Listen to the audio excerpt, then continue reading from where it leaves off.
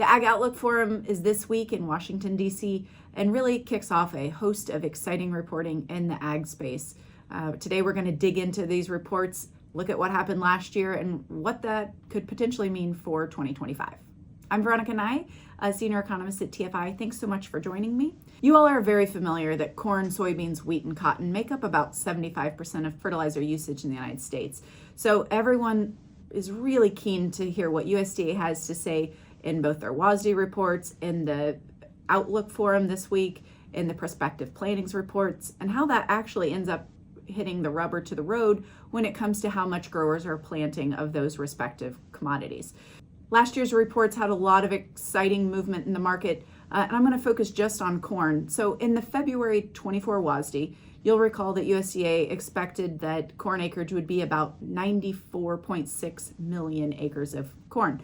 Then the Outlook Forum happened in late February, and they lowered that number to 91 million.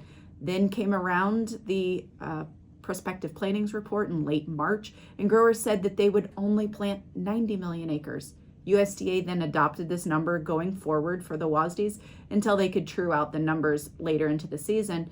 And the latest WASDE, released mid-February 2025, actually puts plantings back at that 94.6 million acre level. So my goodness, over the course of February through May, we saw fluctuation of about 5 million acres on the corn side, and we really ended up right where we started in that February WASDE from 2024. That's important because the February 2025 WASDE pegs corn acreage at 90.6 million acres, which would obviously be down considerably from last year.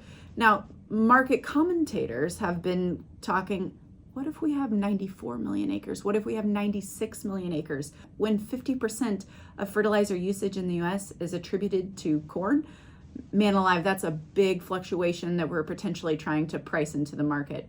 All eyes will be on USDA later this week. See how USDA pegs corn and soybean, wheat, and all the other commodities acreage for the coming year.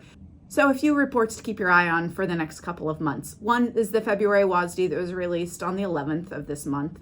And then we have the Ag Outlook Forum estimates that come out on the 27th. Then we'll have the March WASDE, which typically just carries over numbers from the February WASDE. And then we have prospective plantings expected to be released on March 31st.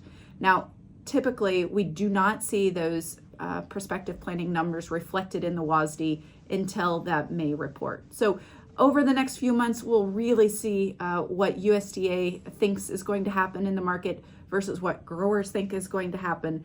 And then we'll see what happens. But certainly a lot of questions hanging out there. The potential tariffs that are being discussed with Canada, Mexico, China, and all the rest are certainly weighing heavily on those estimates, and we'll see how that ends up impacting both USDA's estimates and growers' estimates. Thanks very much, and we do intend to do a webinar following that March 31st prospective plantings report. So look for that announcement coming up soon. You can register for that webinar.